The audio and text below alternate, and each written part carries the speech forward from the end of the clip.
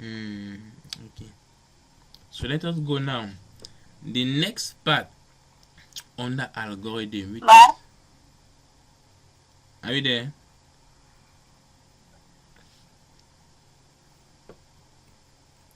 The next part on the algorithm, which is very important play, is what we call control structure.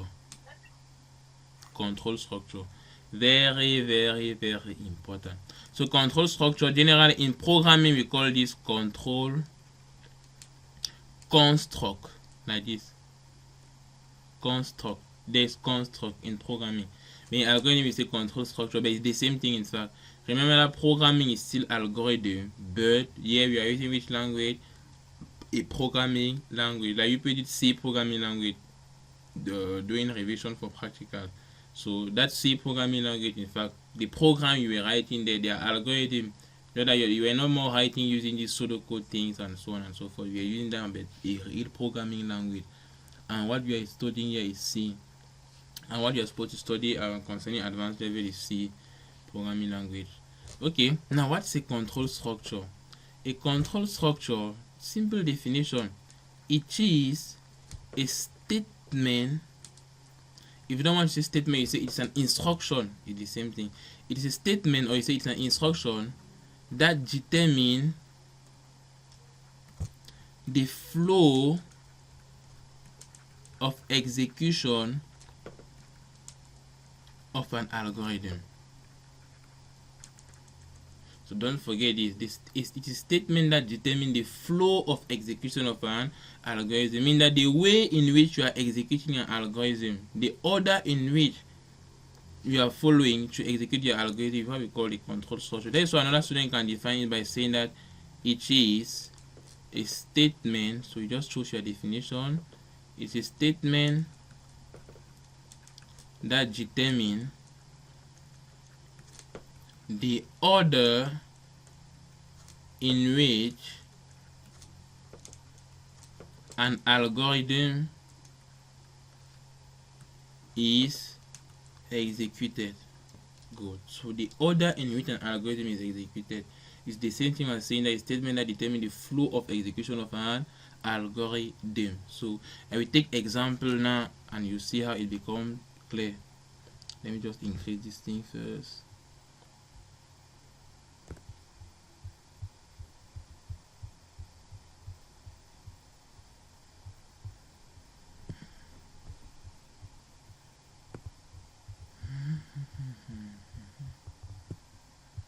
Okay, now concerning type of control structure.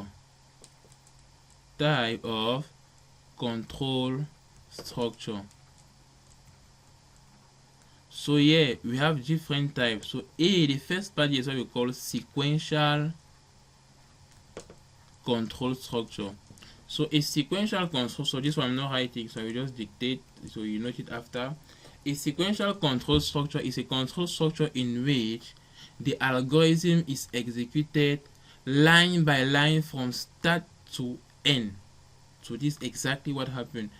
An algorithm is being executed line by line from start to end. So this is exactly what happens here. Example of sequential control structure algorithm is exactly what we did here. Or let me just reformulate it. Example of an algorithm using a sequential control structure is what we did above here. So let me just go back to the algorithm above so that you see. This is an example of a sequential. Why is this one sequential? Simply because if you realize very well this algorithm, you will see that you are not jumping any line, you are not jumping any instruction when you are executing this. Yeah, you must execute start, you must execute get this, you must execute sum, you must execute display and end. So by the time you are executing all the different lines of your algorithm from start to the end, the control structure used here is what we call a sequential control structure. Meaning that in sequential control structure there is no condition, because generally condition is making us to jump some line, jump some steps and so on and so forth. So here there is no condition. We are executing everything from start to end. Good. So this is an example. And the type of question they generally ask, take note of that, is they can give you a pseudocode and they say determine which control structure is used in the pseudocode above. So you are supposed to just look the pseudocode and identify it. And this is an example here. From this, you are seeing that this one, if they give this type of pseudocode and they ask that type of question, the answer is clear. You just write what? Sequential control structure. Nice. So we go now to the next type of control structure, being. Let me take back my red pen. Being. Being here is what we call, we are done with sequential. Now being here, we have different names, and it's very important to know the different names because paper 1 question. So either we call it selection, or we call it decision, or we call it choice control structure. So these are the different names, and all of them means the same thing. Now, so how to define this control structure? Yeah, it's very easy. So here, comma, a block of instructions is executed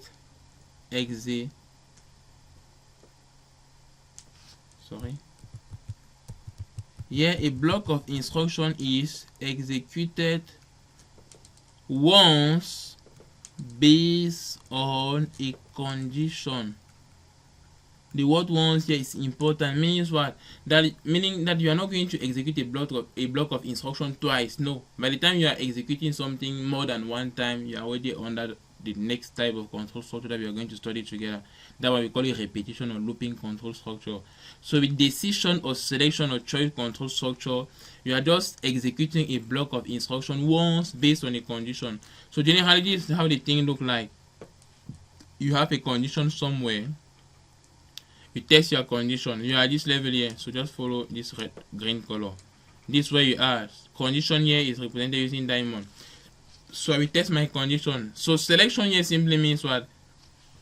That you are at the level of this junction. You chose. Am I going to the left or to the right? Decision is the same thing. You are at the level of this diamond. The decision here means whether you have multiple paths. Like I'm having this path here, this path here. You take a decision. Are you going to the left or right? Choice is the same thing. Choice here means whether you have two options. You are choosing one. So just to tell you that all of these names in fact make sense on what you are supposed to retain here. So make sure you know each of them.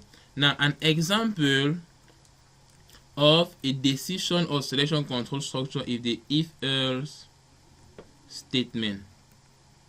We have different examples, but I'm just giving this one for the ICT student, because generally when I'm teaching computer science, it's not only sorry, what happened here? Let me write it well. Because generally when I'm teaching the computer science, we are not just ending here. There are so many things we are doing together. So here the if-else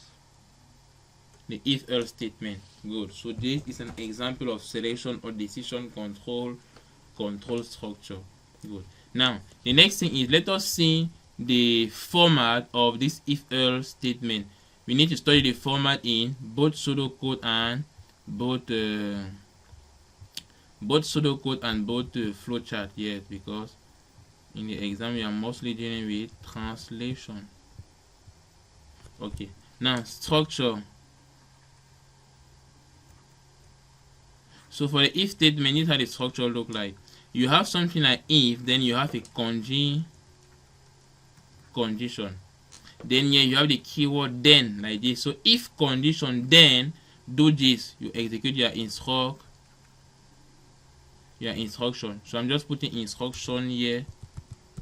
Instruction S in bracket, because you can have just a single instruction or you can be multiple instruction. And this instruction here, let me just play. This is what? The true instruction. True means what?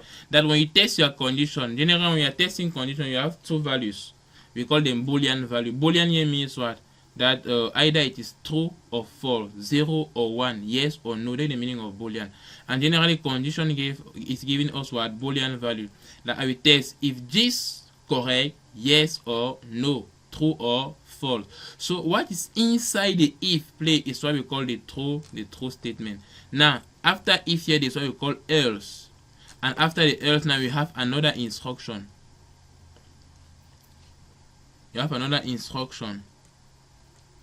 And this instruction is being executed when the condition is false. Then here I'm going to write the keyword and if. So end if here is just showing you the end of your if condition. So this is the structure. Now I will mention something also important. In some question they will not indicate end if, but if you don't indicate end if, there's no problem. Now the next thing I want to precise is you realize something. Normally a student can ask this, that's why is that after saying if condition, then you leave small space here before writing instruction. You don't come and write instruction at the same line as if. Now let me just answer this question. So generally we are leaving this space. Leaving this space, in fact, is just a way of showing that this instruction is inside the if. This is just a way of showing it, in fact. The same thing for the else. When I'm leaving space before writing it, it's a way of saying that this instruction here is inside what? The else. Now, and why is this important? Because sometimes you realize something like this. Let me just clean something here. Let me just clean this. Sometimes you realize question where they don't precise an if. But if they don't precise an if and maybe they write an instruction here, then after that they come at the level of the same line of the else and write another instruction here. It simply means that this instruction is not more inside the else. Because anything inside the else, we must indent it by leaving a small space. If you don't leave a small space, it means it's no more inside. The same thing like the else here. You realize that because some students are funny. You see another student will go and write his own like that. You say if condition, then write instruction. Then you see the student writing else here. How can you write else here? No. Writing else here is as if you are saying that else is inside the if. Whereas else is not inside the if. That is why we come and write else at the same line of what? Of if. So things like that, take note of that. So leaving this space is not for nothing. You need to understand the meaning of that. So leaving space is a way of showing that this is inside that. Good. So take note of that, please. Take note of that. It means that if at the level of the else here, I come and put another instruction here. So any instruction that follow this same line here, it means that they are all inside the else. They are all inside the else. Good. But by the time you take an instruction, you go back the same line of the else. It means that the man is no more inside the else, but out of the else. So let me just go back to what I was doing. I just wanted to explain this. Okay, so I think that part is clear. Now, and generally in programming, this indentation sometimes is not obligatory, because in programming, for us to show that something is inside something, we use by these braces. Like when you open the brace and you write something in between, you close it, it's already a way of showing that the thing is inside this block. But in algorithm, we are leaving by this space here. Now, I really like to show all options to my student. In the exam, you can have something where there is no this indentation, because this space that we are leaving here, we call it indentation. Good. You can find a situation where the thing is not there, so don't go and say that no, the teacher did not show this and so on. Now, that other situation needs another way of representing this. Someone can say that one, like sometimes we write algorithm by numbering, we write pseudocode by numbering. Like I can say that number 1 here is what? If I write my condition, I close, then I say then I come here, I say 1.1, I say instruction blah blah blah. Then I come and say 1.2 instruction blah blah blah. Then I say 2 else.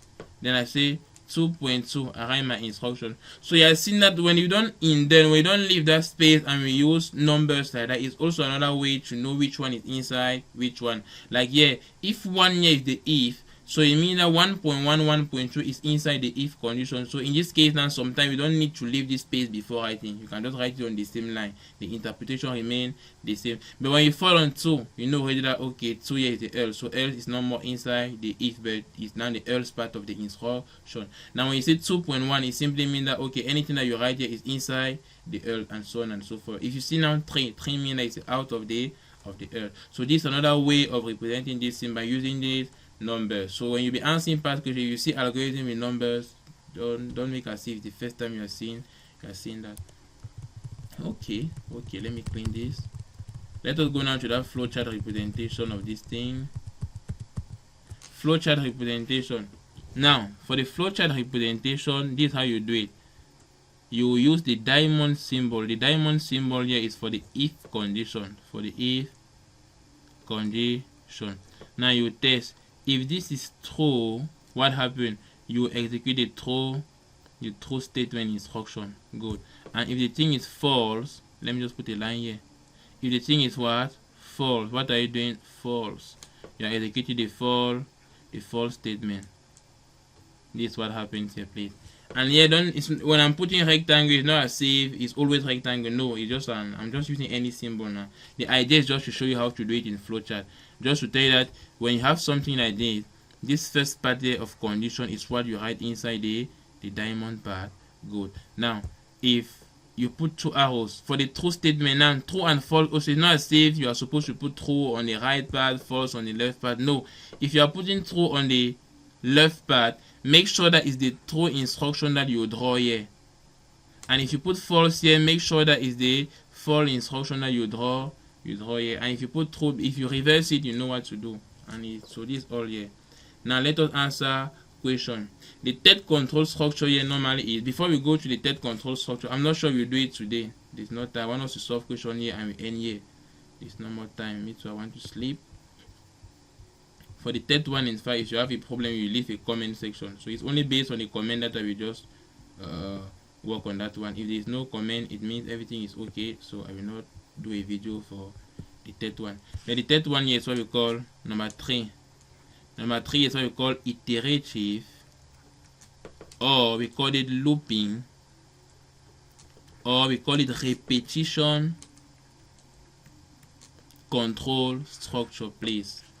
Iterative, looping, or repetition control structure. Now this one is different from others. So yeah, when you see already the word looping, repetition, it simply means, well, let me just draw something here.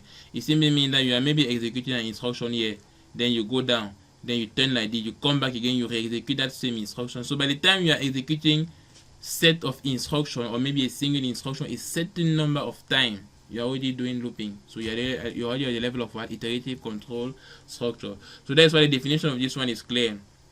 It's all defined by saying that here, comma, a set of instruction is being executed a certain number of time based on a condition.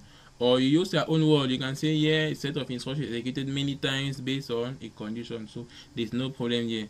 Good. So that's the idea behind it. Now, example of iterative control structure, here we have the while loop.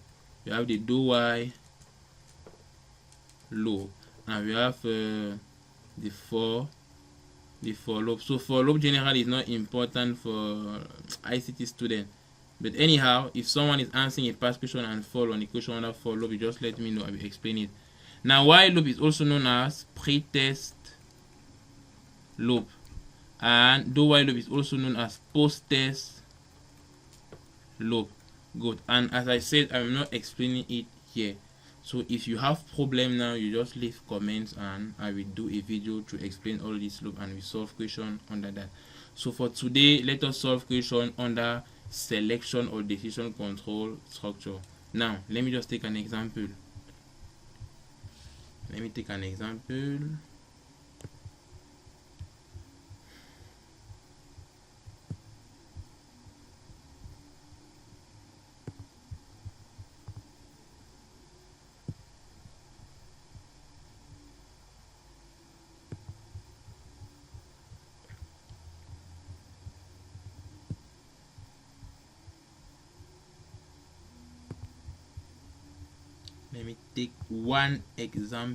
Okay, now example e.g.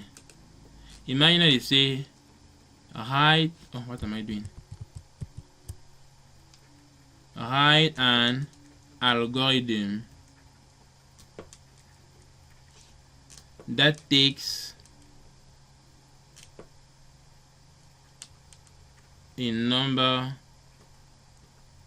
from a user, comma, if the number is positive, display, I'm just taking a funny question here, display yes, else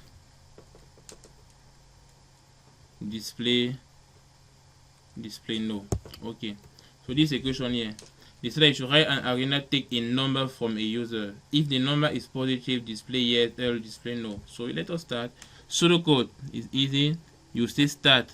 So the first step is what? The aim is to collect a number and verify if that number is positive to display a particular message. So you have seen that step number 1 is clear. You must start by collecting the number, because without having the number you cannot test any condition. So here I'm going to say, what am I doing? I'm going to say get a number. You give the name of your variable. Let me just call that number n. So n here means that is a variable where we're storing the number. So after having number, I'm going to use my if condition. I'm going to say if n. Now generally, how are we testing positive numbers? Positive number are numbers from what? From 0 to plus infinity. So if I say if n is greater than 0, all numbers greater than 0 are positive. Now less than 0, we have seen a negative 1, negative 2, they are negative number. So here if I say if n is greater than 0, then what am I doing? The question says display what? Yes. So display yes. Else display what? Display no. Now after that, is there any other thing the algorithm is doing? No. You write your n if, then you come and write here what? N. Good. Even if you don't write n, if you don't write n here, there's no problem. You still have your mark. Good. Now let us draw the flowchart of this one. Flowchart. Now you start. Here this is start. You draw your oval. Start is oval. So after that, the next thing is what? Get a number n with symbol parallelogram, because this is input. So get a number n. Okay. The next thing is what? If, which is a condition. Condition is with symbol diamond. Don't forget that. So here what are you testing? If n is what? Greater than 0. Now here you write what? If it is true, what are you doing? You are displaying yes. And display yes what? Is an output. So you use what? Parallelogram. You display what? Yes. Now if it is false, you display what? You display no. Display is what? An output. So you write parallel. You draw parallelogram. Now here at this level you are done. You are supposed to end. So how to end now? Here you have two flow lines. So use your connector. You join these two flow lines using a connector. You produce a single flow line. Then you draw your symbol. You write what? You write n. Take note of that, please. And the next thing I wanted to mention is, in some textbook at this level, students are not putting true or false, but yeah, the person can maybe put then. They can remove this true and put then, and yeah, remove this false and put the else here. It's the same thing. There's no problem. Okay. So I think this is sample question here. This sample question. So with all this, I'm not seeing which question can be more than you. I'm not really seeing which question can be more than you. Now, so from this, is there any problem? Any question? Is it okay? Hello? Is it clear? Yeah, it's clear. Yes, sir, it's clear. Fine. So I think we can stop here now, so that if you have any question, you bring it out. But let us take one past years.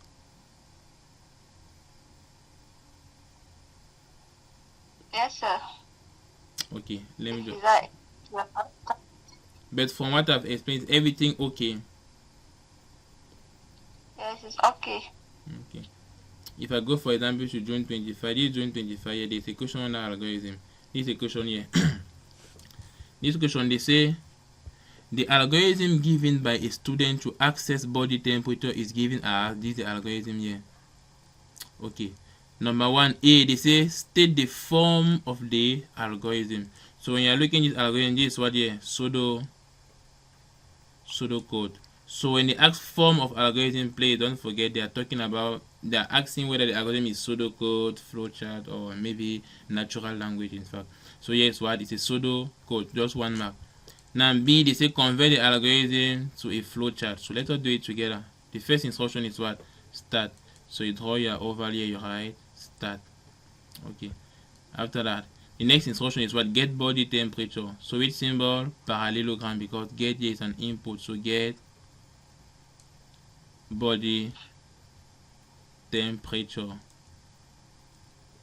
Now, but here you are seeing that they say get body temperature, but in the algorithm they do not precise any variable where you are storing the temperature. So when you are writing it, you can say get body temperature. You maybe write C here, so that you'll be using this variable in your algorithm. So the next instruction is what? They say check if temperature is equal to 37, and this is a condition. So you draw your diamond and you're checking if what? You're checking if T is what? Is equal to 37. Now the question say print normal if yes. So you draw your two line. Here is yeah. You can take maybe this part as yes, and you take this other part as what? As maybe no. They say print what? Normal if yes. Good. And remember print is what? Output. So you draw something like that, you write what inside. They say what? Normal. Sorry, what am I writing inside? They say normal. And they say print what? Abnormal if no. So yeah, print is what? Still parallelogram output. So you write the abnormal. After they say stop. So you just use what? Yeah, connector. You join this line, you join this one, and you produce the last one here. You see what? N. So you are seeing that question. So is it by force? Pardon? Is it by force to put the connectors? Yes, it's important to put the connectors. It's true that some teachers maybe they are just asking you to just draw two lines and you bring it down like that. But generally, we are recommending you to put the corrector, because at the level of the syllabus, when you are studying logic gate and when you are studying a flowchart symbol, this connector is part of the symbol. So it should not be part of the symbol but when you are doing yours, you are not using it in fact. So just to tell you that we can tolerate if you don't use that in the exam, but I'm not seeing why you know something and you don't use it. So better use it. Is it okay? Alright, sir. Okay. The C part, they say what? State the control structure used in the algorithm. Someone should answer which control structure is used here.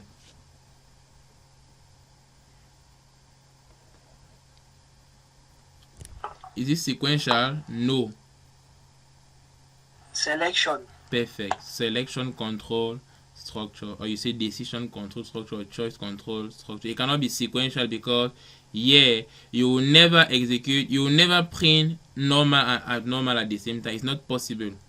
Based on what you are having here on your condition, you will print what? One of the two. So you are saying that between these two there's one line you will never execute.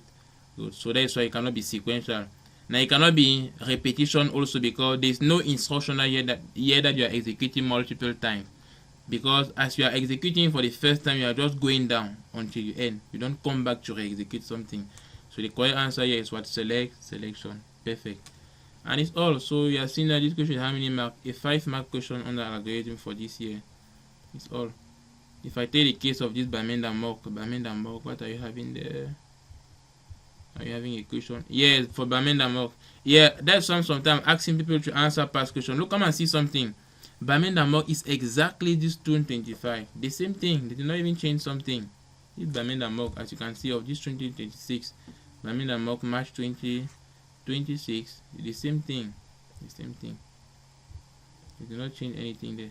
Now, concerning the chapter project management, please, I did a video. The video is on the YouTube channel. Go and watch that video. Let me just show you. When you're on the YouTube channel, those having problem with project management, you go on YouTube. When you're on YouTube, good. Everybody knows the name, right? You just type school for all GCE.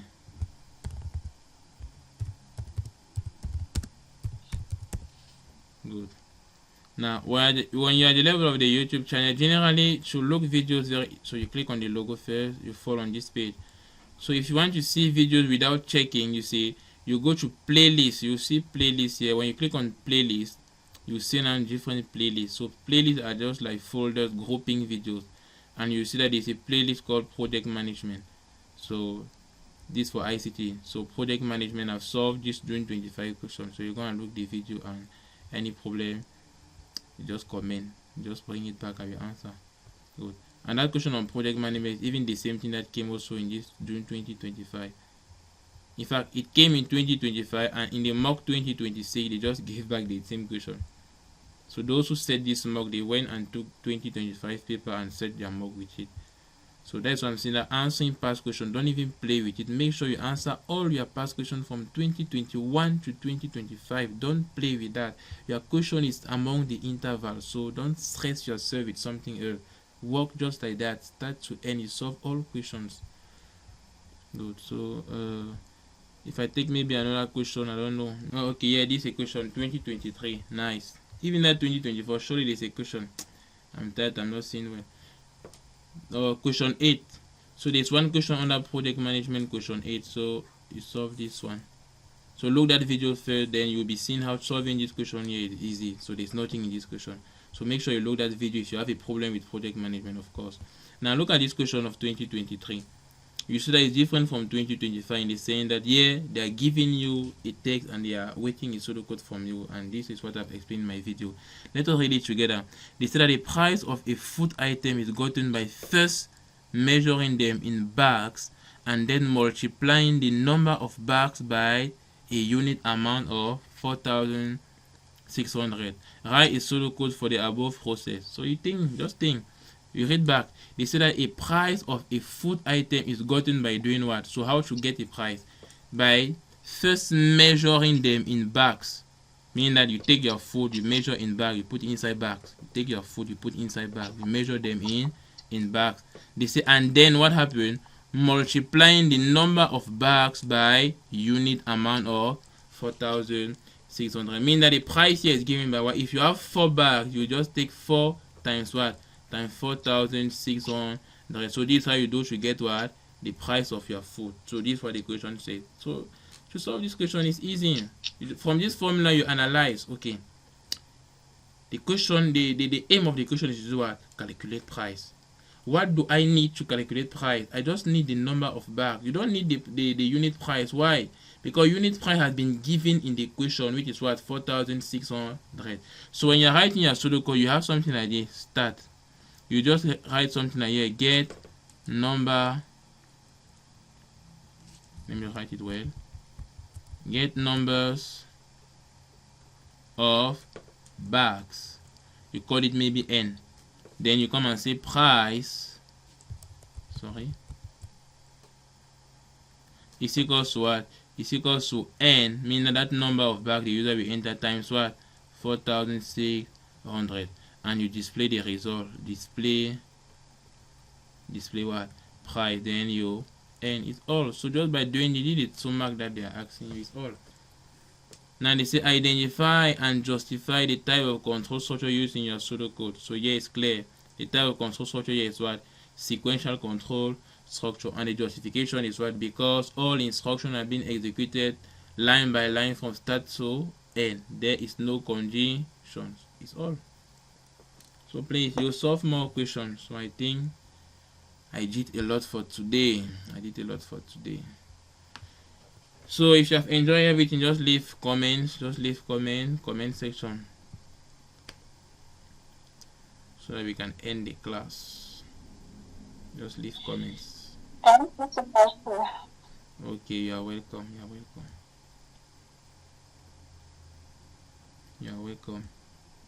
Cheboy Once Abraham, again, sir. and leave comment. Elizabeth, comment. Thank you. Okay, people are welcome. This candidate, people are welcome. Okay. So I will just post this video tomorrow so that other students can still look at it. So just share to those who missed the class of today. So as I was telling you, when we are doing like that, go and solve more questions on what we are doing together to be really sure that you are okay with that. Okay, Richard, yes. Richard, your hand is up. Or you are playing. Are you testing things?